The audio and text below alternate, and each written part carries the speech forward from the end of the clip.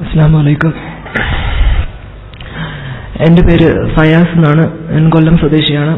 എൻ്റെ ചോദ്യം ഇവിടെയുള്ള വിഷയത്തോട് എത്രത്തോളം നീതി പുലർത്തുന്നു എന്നതിനെക്കുറിച്ച് എൻ്റെ സംശയത്തെ ഞാൻ ആദ്യം തന്നെ പറയാൻ ഉദ്ദേശിക്കുന്നു. 2 പ്രഭാഷണങ്ങൾക്ക് ശേഷം ഇവിടെ പറഞ്ഞ വ്യക്തി പറഞ്ഞതുപോലെ ഇവിടെ ഈ പ്രസംഗം നടക്കുമ്പോൾ ഉണ്ടായ സംശയത്തിൽ നിന്നാണ് ഞാൻ എൻ്റെ ചോദ്യം ചോദിക്കുന്നത്. 2ാമത്തെ പ്രഭാഷകന്റെ വാചകത്തിൽ നിന്ന് കടമെടുത്ത സുന്നത്താക്കപ്പെട്ട ഖബർ സിയാറത്തിനെ കുറിച്ചാണ് എൻ്റെ ചോദ്യം. ഒരു സാധാരണ വ്യക്തിയുടെ ഖബർ സിയാറത്ത് ചെയ്യുമ്പോഴും ഒരു അവലിയുടെ അല്ലെങ്കിൽ ഒരു ഔലിയായുടെ ഖബർ സിയാറത്ത് ചെയ്യുമ്പോഴും ഉണ്ടാകുന്ന നമുക്ക് കിട്ടുന്ന നന്മയുടെ വ്യത്യാസമാണ് എൻ്റെ ചോദ്യം.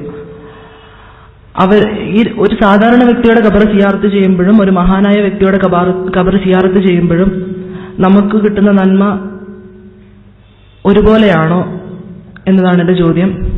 നമ്മുടെ നേതാവ് മുഹമ്മദ് മുസ്തഫ സല്ലല്ലാഹു അലൈഹി വസല്ലമയുടെ ഖബർ നമ്മൾ സിയാറത്ത് ചെയ്യുമ്പോഴും ഒരു സാധാരണ വ്യക്തിയുടെ ഖബർ സിയാറത്ത് ചെയ്യുമ്പോഴും ഉണ്ടാകുന്ന നന്മയുടെ ഏറ്റക്കുറച്ചിലിനെ കുറിച്ചും എനിക്ക് സംശയമുണ്ട്. നബിയുടെ ഖബർ സിയാറത്ത് ചെയ്യുമ്പോൾ നമുക്കുണ്ടാവേണ്ട വിചാരം, നമുക്കുണ്ടാവേണ്ട ചിന്ത എന്താണെന്ന് അറിയാനും ഞാൻ ആഗ്രഹിക്കുന്നു. അസ്സലാമു അലൈക്കും. അസ്സലാമു അലൈക്കും വറഹ്മത്തുള്ളാഹി. ഈ ഖബർ സിയാറത്തുമായി ബന്ധപ്പെട്ടുകൊണ്ട് നബി സല്ലല്ലാഹു അലൈഹി വസല്ലം പൊതുവെ പഠിപ്പിച്ച ഒരു കാര്യമാണ് സൂറുൽ ഖുബൂർ, നിങ്ങൾ ഖബറുകൾ സന്ദർശിക്കണം എന്നുള്ളത്. ആദ്യ കാലഘട്ടങ്ങളിൽ ഖബർ സിയാറത്ത് അത് നിഷിദ്ധമാക്കപ്പെട്ടിരുന്നു. അതിനുള്ള കാരണം ഇസ്ലാമിലേക്ക് പുതുതായി കടന്നു വരുന്ന ആളുകൾ അവരുടെ ആദ്യകാല വിശ്വാസം പോലെ തന്നെയാണ് ഇവിടെയും എന്നൊരു ധാരണ അവരിൽ വരാതിരിക്കാൻ വേണ്ടിയാണ് അലാ കുന്തു നഹൈതുകും അൻ സിയാറത്തുൽ ഖുബൂർ അലാ ഫസൂറുഹ, ആദ്യകാലത്ത് ഞാൻ നിങ്ങളെ ഖബർ സിയാറത്തിനെ തൊട്ട് നിരോധിച്ചിട്ടുണ്ട്, ഇപ്പോൾ നിങ്ങൾ സിയാറത്ത് ചെയ്തോളൂ. അങ്ങനെ ഖബർ സിയാറത്ത് ചെയ്യുമ്പോൾ എന്തിനു വേണ്ടിയാണ് ഖബർ സിയാറത്ത്? അത് ഇസ്ലാമിൽ ഒരു കൃത്യമായ ലക്ഷ്യം അതിനുണ്ട്. ആ ലക്ഷ്യമാണ് ഞാൻ എൻ്റെ വിഷയാവതരണത്തിൽ സൂചിപ്പിച്ചത്. നബി സല്ലല്ലാഹു അലൈഹി വസല്ലമ പല ഹദീസുകളിലൂടെ വ്യത്യസ്ത റിവായത്തുകളിലൂടെ വന്നിട്ടുള്ള പദപ്രയോഗങ്ങളാണ് ആ ഖബർ സിയാറത്ത് ചെയ്യുന്ന വ്യക്തിക്ക് ലഭിക്കേണ്ടുന്ന ഗുണം അത് ആ ഖബറിൽ മറമാടപ്പെട്ട വ്യക്തിയിൽ നിന്നുള്ളതല്ല. ഈ ഒരു വിശ്വാസമാണ് പലപ്പോഴും ജനങ്ങളെ തെറ്റിലേക്ക് നയിക്കാനും തെറ്റായ തോന്നൽ വരാനും അവിടെ പണ്ഡിതന്റെ ഖബർ അല്ലെങ്കിൽ ഒരു മഹാത്മാവിന്റെ ഖബർ, മഹാത്മാവല്ലാത്ത ആളുടെ ഖബർ എന്നുള്ള വേർതിരിവ് നമ്മിലേക്ക് വരുന്നത് ആ ഖബറാളിയിൽ നിന്ന് ഇങ്ങോട്ട് എനിക്ക് കിട്ടുന്ന ചില കാര്യങ്ങൾ എന്നുള്ള ഒരു ലക്ഷ്യം മനസ്സിൽ വരുമ്പോഴാണ്. ഒരിക്കലും ഖബർ സിയാറത്ത് ചെയ്യുന്നിടത്ത് ആ ഖബറാളിയിൽ നിന്ന് നമുക്ക് ഇങ്ങോട്ട് ഒന്നും പ്രതീക്ഷിക്കാനില്ല. അത് മഹാനാണെങ്കിലും ശരി അല്ലെങ്കിലും ശരി. നബി സല്ലല്ലാഹു അലൈഹി വസല്ലമയുടെ ഖബർ പോലും സിയാറത്ത് ചെയ്യുമ്പോൾ അവിടെ പഠിപ്പിക്കപ്പെട്ട കാര്യം എന്താണ്? നിങ്ങൾ അവിടെ ചെല്ലണം, എന്നിട്ട് അസ്സലാമു അലൈക യാ റസൂലല്ലാഹ് എന്ന് പറയണം. അത് ഒരു ഇബാദത്ത് എന്നുള്ള നിലക്ക് പഠിപ്പിക്കപ്പെട്ട കാര്യമാണ്. അതേ സ്ഥാനത്ത് ആ ഖബർ സിയാറത്ത് ചെയ്യുമ്പോൾ നബി സല്ലല്ലാഹു അലൈഹി വസല്ലമയിൽ നിന്ന് നമുക്ക് അവിടെ ഇങ്ങോട്ടൊന്നും പ്രതീക്ഷിക്കാനില്ല, അങ്ങനെ ഒന്നും പഠിപ്പിക്കപ്പെട്ടിട്ടുമില്ല. പക്ഷെ ഇന്ന് പൊതു സമൂഹത്തിന്റെ വിശ്വാസം എന്താണ്? ഖബറിങ്കിലേക്ക് ചെന്ന് നമ്മൾ ഖബറാളിയോട് പറഞ്ഞാൽ എന്റെ ദുരിതം, എന്റെ പ്രയാസം ആ ഖബറാളി എനിക്ക് നീക്കിത്തരും. ഈ വിശ്വാസമാണ് നമ്മൾ ആദ്യം മാറ്റേണ്ടത്. പലപ്പോഴും ഖബറാളിയിൽ നിന്ന് ഗുണം പ്രതീക്ഷിക്കൽ മാത്രമല്ല, ഖബറാളിയിൽ നിന്ന് നമുക്ക് വരാനിരിക്കുന്ന അപകടങ്ങൾ തടയാനും അപകടങ്ങളും പ്രയാസങ്ങളും ബുദ്ധിമുട്ടുകളും നീങ്ങാനും ആ ലക്ഷ്യത്തോടു കൂടിയും ഖബറിലേക്ക് പോകുന്ന ആളുകളുണ്ട്. അതും പാടില്ല. ഇപ്പൊ നമ്മുടെ നാടുകളിലൊക്കെ കാണാം, വലിയ വളവുകൾ, വലിയ ചുരങ്ങളൊക്കെ ഉള്ളിടത്തൊരു ഖബറുണ്ടാവും, ഒരു മക്ബറ. എന്നിട്ട് ഇന്ന ഉപ്പാപ്പാന്റെ ജാർ എന്നുള്ള പേരുണ്ടാവും, അവിടെ ഒരു പെട്ടി ഉണ്ടാവും. അത് എന്തിനാണ്? ഞാൻ ഈ ചുരം ഇറങ്ങുമ്പോൾ എന്നെ ഈ വളവിൽ എന്റെ വാഹനം അറിയാൻ പാടില്ല, അപകടം വരാൻ പാടില്ല. അപ്പൊ ഈ മനുഷ്യന്റെ മനസ്സിലൊരു വിശ്വാസമുണ്ട്, ഈ ഖബറിൽ മറമാടപ്പെട്ട ആളിൽ നിന്ന് എനിക്ക് ചില സഹായങ്ങൾ ലഭിക്കും, എനിക്ക് അപകടം വരാതെ രക്ഷപ്പെടും, എനിക്ക് വരുന്ന ബുദ്ധിമുട്ടുകളിൽ എന്നെ സഹായിക്കും. ഈ വിശ്വാസം ഒരിക്കലും ഖബർ സിയാറത്ത് ചെയ്യുന്ന ആളുടെ മനസ്സിൽ ഉണ്ടാകാൻ പാടില്ല. അത് നബി സല്ലല്ലാഹു അലൈഹി വസല്ലമയുടെ തന്നെ ഖബറാണെങ്കിലും ശരി, ആരുടെ ഖബർ സിയാറത്ത് ചെയ്യലിലും അങ്ങനെ ഒരു ലക്ഷ്യം നബി സ്വല്ലല്ലാഹു അലൈഹി വസല്ലം പറഞ്ഞു തന്നിട്ടില്ല. അവിടുത്തെ ലക്ഷ്യം നമ്മുടെ ഹൃദയം ലോലമാകലാണ്. ഞാൻ എത്ര അഹങ്കരിച്ച് നടന്നാലും എത്ര വലിയവനായി നടന്നാലും നാളെ ഇതേപോലെ കിടക്കേണ്ടവനാണ് ഞാൻ. അതിനാണ് ഖബർ സിയാറത്ത്. നബി സല്ലല്ലാഹു അലൈഹി വസല്ലമയും ഖബർ സിയാറത്ത് ചെയ്തിട്ടുണ്ട്. രാത്രിയൊക്കെ ചിലപ്പോ തന്റെ റൂമിൽ നിന്ന് എണീറ്റ് പോയി ഉഹദിലേക്ക് പോയിട്ട് സിയാറത്ത് ചെയ്തിട്ടുണ്ട്. അപ്പോൾ സുന്നത്ത് നിർവഹിക്കുക എന്നുള്ളതാണ് ഒന്ന്. രണ്ടാമത്തേത് ആ കബറാളിക്ക് വേണ്ടി അള്ളാഹുവോട് പ്രാർത്ഥിക്കുക എന്നുള്ളതാണ്. ആ കബറാളിയോട് സലാം പറയുക എന്നുള്ളതാണ്. അതുപോലെ അവനവന്റെ ഖബറെന്ന ജീവിതത്തെക്കുറിച്ചുമുള്ള ചിന്തയുണ്ടാവുക. ഈ ലക്ഷ്യത്തോടു കൂടിയാണ് ഇസ്ലാമിലെ ഖബർ സിയാറത്തുള്ളത്. നബി സല്ലല്ലാഹു അലൈഹി വസല്ലം ഉഹദിലേക്ക് പോകും, അവർക്ക് വേണ്ടി പ്രാർത്ഥിച്ചിട്ടുണ്ട്. അതുപോലെ മദീനത്തെ പള്ളിയുടെ പടിഞ്ഞാറ് ഭാഗത്തുള്ള ബഖീഉൽ ഗർഖദ്, അവിടേക്ക് നബി സല്ലല്ലാഹു അലൈഹി വസല്ലം രാത്രി പോകാറുണ്ട്. എന്നിട്ട് അവർക്ക് വേണ്ടി പ്രാർത്ഥിക്കാറുണ്ട്. പ്രവാചകൻ രോഗിയായി കിടന്നത് 13 ദിവസമാണ്.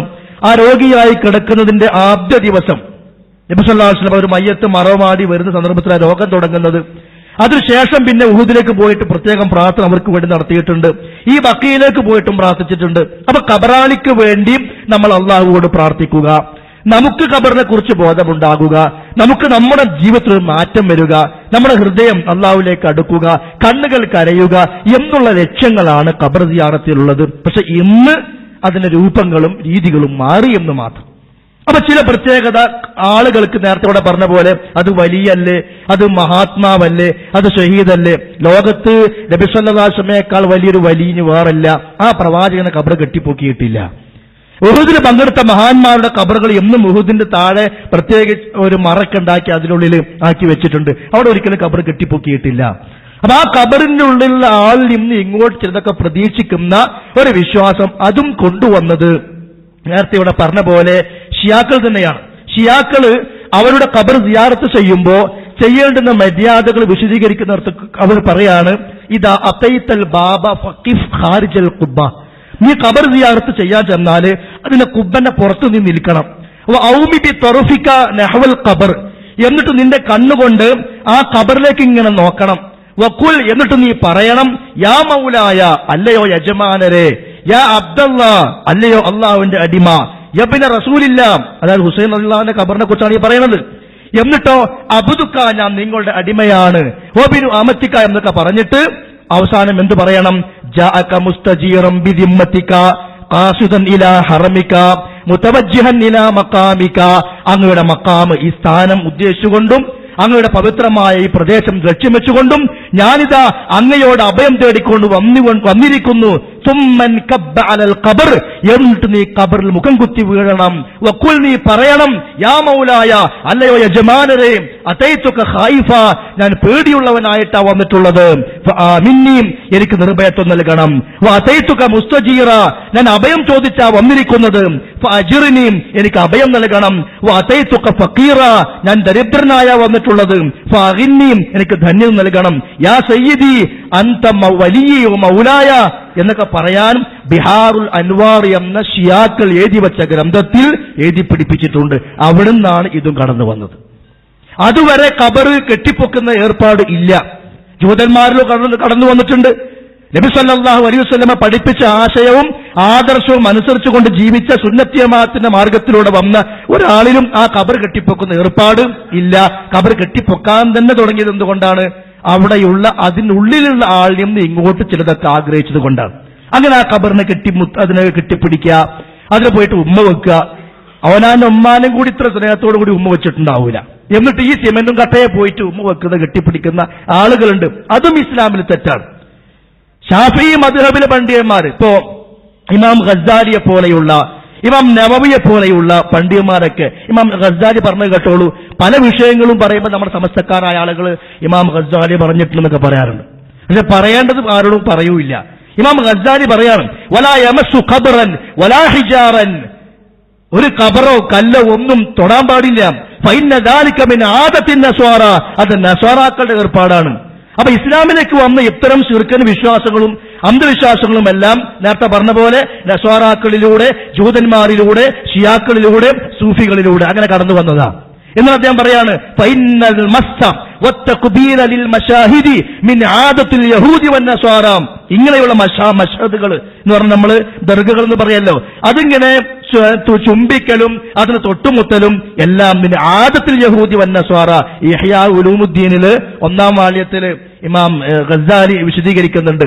ഇമാം നവവി പറയാ, അദ്ദേഹം 2-ാം ഷാഫിയാണ്, അദ്ദേഹം പറയാണ്, വലാ യുസ്തലമുൽ ഖബറു ബിയദിഹി, കൈകൊണ്ട് റസൂലിന്റെ ഖബർ തൊടാൻ പാടില്ല. വലാ യുഖബ്ബിലു, ചുംബിക്കാൻ പാടില്ല. ഖാല വഅലാ ഹാദാ മലത്തി സുന്ന, ഇങ്ങനെയാ സുന്നത്ത് നിലനിന്ന് വന്നിട്ടുള്ളത്. ശേഷം അദ്ദേഹം പറയാണ് യുസല്ലം, അവിടെ സലാം പറയണം, വലാ യുംസഹ്, തൊടാൻ പാടില്ല, അൽ ഖബർ, ഖബറിനെ, വലാ യുഖബ്ബിലുഹു, അങ്ങോട്ട് പിന്നെ ചുംബിക്കാനും പാടില്ല, വലാ യമസ്സുഹു, സ്പർശിക്കാനും പാടില്ല, ഫഇന്ന ദാലിക ആദത്തുൻ നസ്വാറ, അത് നസ്വാറാക്കളുടെ ഏർപ്പാടാണ്. അപ്പൊ എന്തുകൊണ്ടാണ് ഈ ചുംബിക്കലും ഈ തൊടലും ഈ കെട്ടിപ്പൊക്കലൊക്കെ വന്നത്? അതിനെ ഉള്ളിന്ന് കുറച്ച് ഇങ്ങോട്ട് ആഗ്രഹിക്കുക. ഖബറാളിയിൽ നിന്ന് ആ നിലയ്ക്ക് ഇങ്ങോട്ട് ഒന്നും ആഗ്രഹിക്കാനില്ല. സാധാരണക്കാരനാണെങ്കിലും ശരി, ആരാണെങ്കിലും ശരി, അവിടെയുള്ളത് ഖബറാളിക്ക് വേണ്ടി പ്രാർത്ഥിക്കുക, അദ്ദേഹത്തിന്റെ മഗ്ഫിറത്തിന് വേണ്ടി റബ്ബിനോട് പറയാം. നമുക്ക് ഖബറിനെ കുറിച്ചും ഖബർ ചിന്തയെക്കുറിച്ചുമുള്ള ബോധമുണ്ടാവുക. ഇതാണ് ഇസ്ലാമിൽ ഖബർ സിയാറത്തുമായി ബന്ധപ്പെട്ടുകൊണ്ട് പ്രാമാണികമായി നമുക്ക് മനസ്സിലാക്കാൻ